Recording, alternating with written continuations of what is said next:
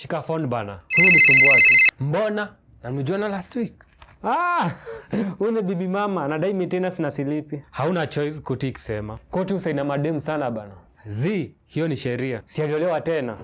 Story yetu iliisha. Kumbuka bado mtoto ni wako. Kwani hivi vitu vinafaa kuaje?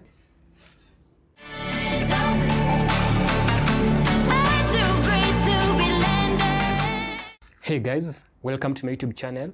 Hapa tuna discuss legal issues. Sasa upitia mtaani. Kama kuna legal issue unataka tu discuss, cheza na comment section.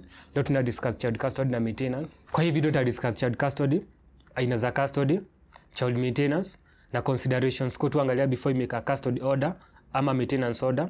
Pia nitajibu swali niulizwa kuhusu parental responsibility agreement. Child custody hu deal na issues kama nani atakaa na mtoto na mwenye akai na mtoto atakuwa na access aje.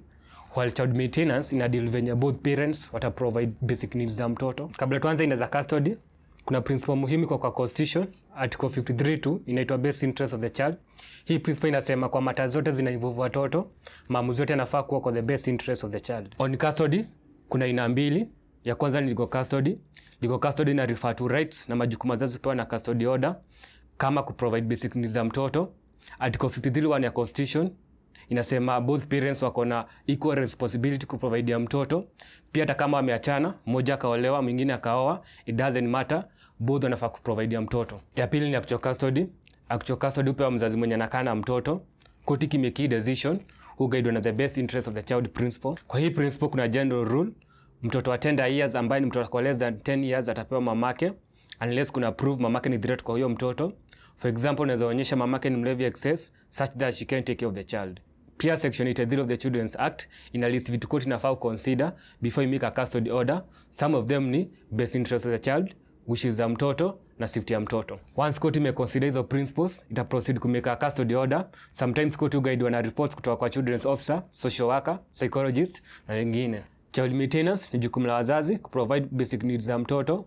Section 23 of the Children's Act inasema basic needs ni food, shelter, clothing, education na medical care. Ku provide these basic needs ni jukumu la wazazi wote wawili equally.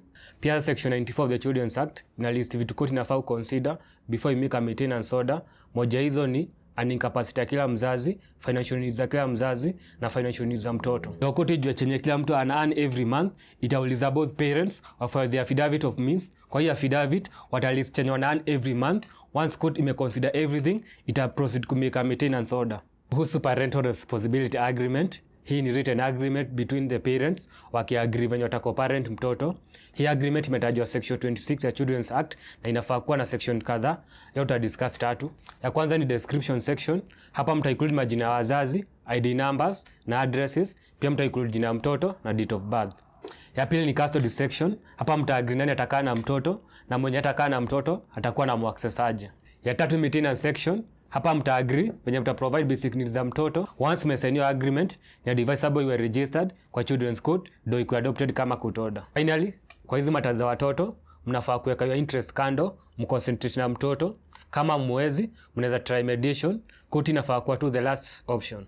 Kama umeelewa kitu kwa hii video, subscribe, like, share and I will see you in the next video.